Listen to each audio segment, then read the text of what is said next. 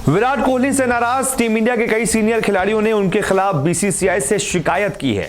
ऐसी तमाम खबरों पर विराम लगा दिया है, ऐसी तमाम अटकलों पर विराम लगा दिया है और ऐसी तमाम खबरों को बकवास करार दिया है बीसीसीआई के ट्रेजरर अरुण धूमल ने। अरुण धूमल ने एक अंग्रेजी अखबार को दिए इंटरव्यू में कहा, मीडिया को ऐसी बकवास चीजों को लिखना बंद करना चाहिए। मैं ये बात बता दूं कि सारी चीजें रिकॉर्ड पर है कि किसी भी क्रिकेटर ने बीसीसीआई से न तो लिखित और न ही मौखिक तौर पर किसी तरह की शिकायत की है। ऐसी जो भी झूठी रिपोर्ट सामने आती है, बीसीसीआई इन सबको लेकर जवाब नहीं दे सकती। इसी तरह की एक रिपोर्ट मैंने किसी और दिन भी देखी थी कि टी20 विश्व कप के लिए चुनी गई भारतीय टीम में बदलाव किया जा सकता है। आखिर ऐसा कहा किसने? उन्होंने आगे कहा, विराट कोहली के टी20 विश्व कप के बाद इस फॉर्मेट की कप्तानी छोड़ने पर विराट ने खुद ये घोषणा की थी। ये उनका विचार है कि बल्लेबाजी पर ध्यान लगाना चाहते हैं और वो वही करना चाहेंगे जो हमेशा से करते रहना चाहते थे। वो दुनिया के सबसे बेहतरीन बल्लेबाज के तौर पर पहचाने जाना चाहते हैं। कप्तानी को छोड़ने का फैसला उनका अकेले का था। मुझे मीडिया की तरफ से यह सवाल किया गया कि क्या बीसीसीआई ने कोहली को लेकर कोई फैसला लिया है।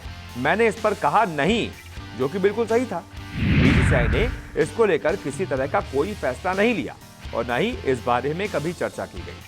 आखिरकार विराट ने अपना फैसला खुद लिया और इसे बीसीसीआई तक पहुंचाया और ये उनकी ही पहल थी। आज यही मीडिया कर रही है कि खिलाड़ियों ने उनके खिलाफ बीसीसीआई से शिकायत की है। तो बोर्ड की तरफ से मैं ये आपसे कहना चाहता हूं कि किसी तरह की कोई भी शिकायत नहीं की गई है। क्या इसको लेकर अब किसी तरह का कोई संदेह है?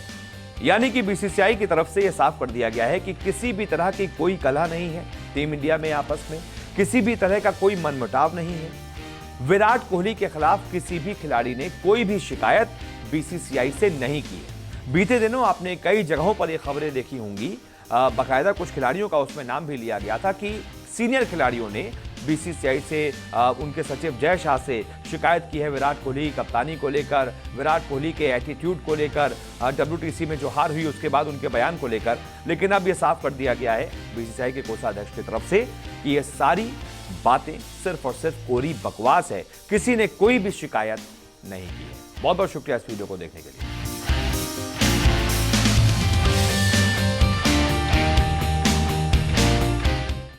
टीम इंडिया को जैसे ऑलराउंडर की तलाश है वैसा ऑलराउंडर केकेआर के पास है, यह कहना है टीम इंडिया के पूर्व कप्तान सुनील गावस्कर का।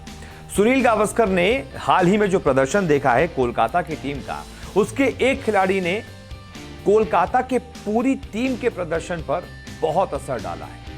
पूरी की पूरी टीम एक तरीके से एक साथ होकर खेल रही है, लगातार जीत हासिल कर रही है।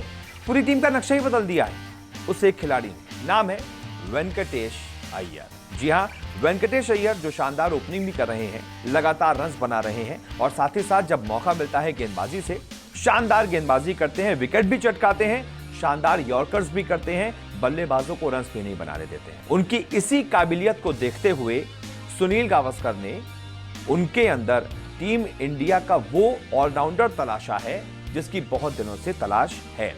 सुनील गावस्कर का कहना है कि यही वो खिलाड़ी है जिस जैसे ऑलराउंडर की टीम इंडिया को तलाश है। गावस्कर ने अपने कॉलम में लिखा है, कोलकाता के पास वेंकटेश अय्यर के तौर पर ऐसा खिलाड़ी है जो एक ऐसा ऑलराउंडर बन सकता है जिसकी टीम इंडिया को तलाश है।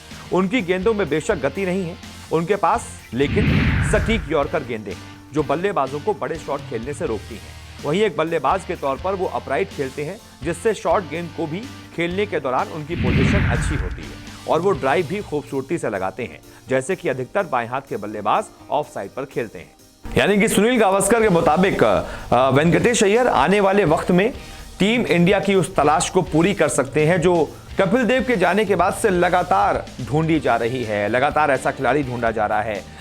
कभी हम कह सकते हैं कि हैदराबाद के जो खिलाड़ी हैं विजय शंकर, उनके रूप में आपने वो पेस ऑलराउंडर तलाशने की कोशिश की, लेकिन वो तलाश पूरी नहीं हो पाई। उसके बाद आए हार्दिक पांड्या, उनके अंदर भी वो तलाशने की कोशिश की, लेकिन कुछ मैचेस वो बॉलिंग ऑलराउंडर के रूप में खेले।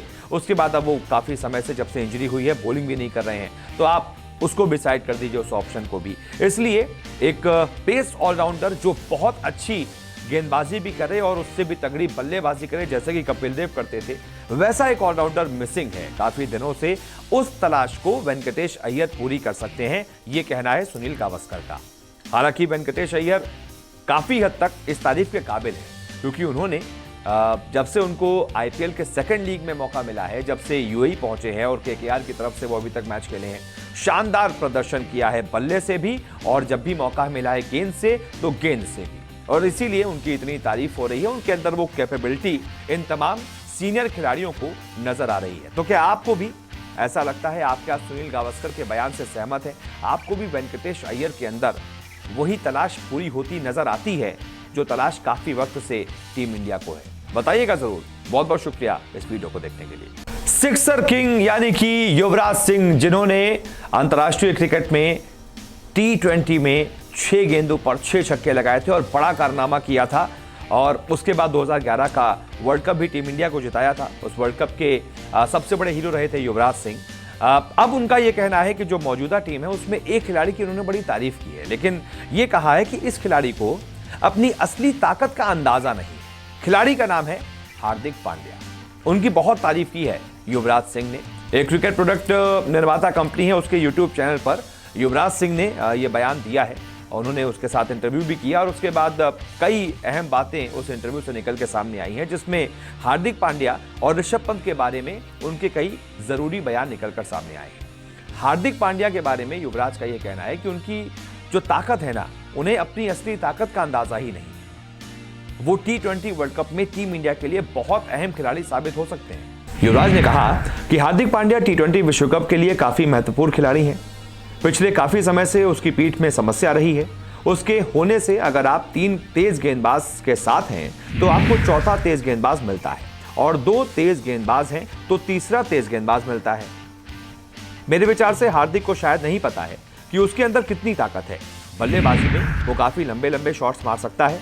वो इन दिनों एक बल्लेबाज नजर आने लगा है, लेकिन अगर उससे गेंदबाजी नहीं होती है तो टीम को अलग विकल्प देखना चाहिए।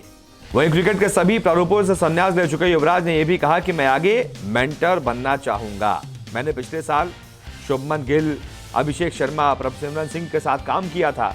उनकी कमियों को मैंने पहचान लिया था, तो ये मेरे लिए नया अनुभव था और मैं एक बार फिर से मेंटर बनना चाहूंगा। वहीं क्रिकेट खिलाड़ी बनने के सवाल पर युवराज ने कहा, बचपन की एक याद है जो हमेशा मेरे दिल को चुभती रहती है।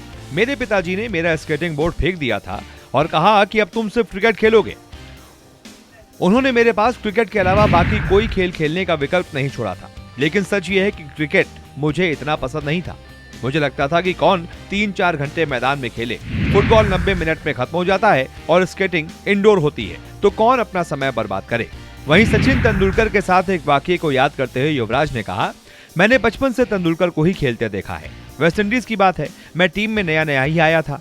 रात करीब 1 बजे मैंने उन्हें फोन करके कहा कि सचिन पाजी, एडिडास मेरे साथ करार चाहता है, आपकी क्या राय है? उन्होंने कहा कि युवराज, रात काफी हो चुकी है, सुबह मुझे खेलना भी है। फिर मैंने उनसे माफी मांगी। उन्होंने अगले दिन काफी महत्वपूर्ण सलाह दी। यानी कि एक तरीके से ख्वाहिश भी जता दी है युवराज सिंह ने मेंटोर बनने की। महेंद्र सिंह धोनी को टीम इंडिया का मेंटोर चुना गया है आने वाले T20 विश्व कप के लिए। तो युवराज सिंह ने भी देखा देखी अपनी इच्छा, अपनी ख्वाहिश जाहिर कर दी है कि मैंने तो शुभमन गिल को, साथ ही साथ प्रभसिमरन सिंह को, अभिषेक शर्मा को सिखाया था पंजाब में, उनको क्रिकेट सिखाया था, उनकी कमियों को दूर कराया था। देखिए आज कितना वो शानदार खेल रहे हैं। तो मेरे लिए ये नया नहीं होगा अगर मुझे मेंटोर बनाया जाता है। तो एक तरीके से एक तीर से 2 निशाने लगा दिए युवराज सिंह ने। और साथ ही साथ हार्दिक पांड्या के बारे में जो उन्होंने कहा है, क्या आप भी उनके बयान से सहमत हैं? अगर सहमत है कमेंट करके बताइए। बहुत बहुत शुक्रिया फिलहाल इस वीडियो को देखने के लिए। ऋतुराज गायकवाड़ एक ऐसा करिश्माई खिलाड़ी, सीएसके का ऐसा पोस्टर बॉय, जिसने वो कर दिखाया है जो कोई भी दूसरा बल्लेबाज नहीं कर पाया है। जी हां, आईपीएल की शुरुआती 17 पारियों में सबसे ज्यादा रन बनाने का रिकॉर्ड ऋतुराज गायकवाड़ ने अपने नाम कर लिया है। यह बहुत बड़ा अचीवमेंट है उनके लिए, क्योंकि पहले काफी समय तक उनको मौका नहीं मिला, लेकिन जैसे ही मौका मिला उन्होंने कैच कर लिया। पिछले साल लगातार 3 50 जड़े जब सीएसके की बहुत हालत खराब थी, और उसके बाद वहीं से उन्होंने दिखा दिया था कि उनके अंदर एक दमदार बल्लेबाज है। डोमेस्टिक में तो वो लगातार अच्छा प्रदर्शन कर ही रहे थे, उसी के बलबूते उनको आईपीएल में चुना गया।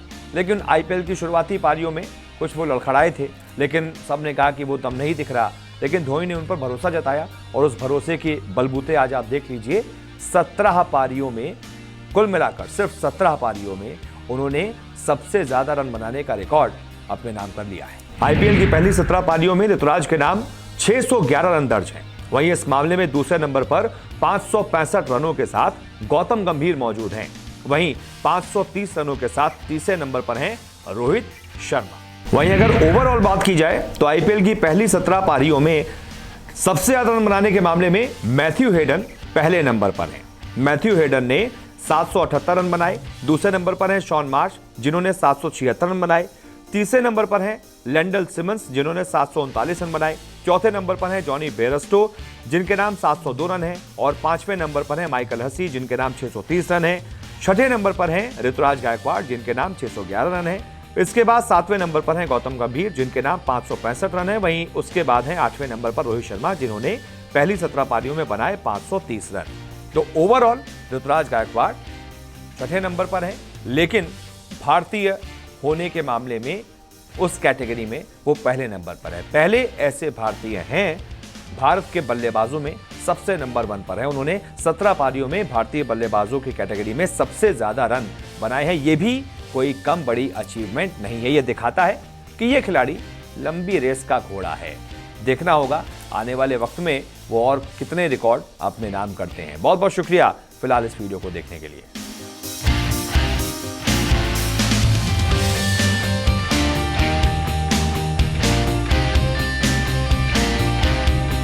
अगर आपको हमारा ये वीडियो पसंद आया है तो इसे लाइक और शेयर जरूर कीजिए और हां, हमारे चैनल को सब्सक्राइब और फॉलो करना मत भूलिएगा ताकि आप क्रिकेट की कोई भी खबर मिस ना करें। चाहे स्पोर्ट्स की ब्रेकिंग न्यूज हो या क्रिकेट का कोई अपडेट, प्लेयर्स की मस्ती हो या हो मैदान का लाइव एक्शन, हर वीडियो मिलेगा न्यूज 24 स्पोर्ट्स पर। हम कंट्रोवर्सीज भी मिस नहीं करते, तो जुड़िए हमारे साथ और देखते रहिए न्यूज 24 स्पोर्ट्स।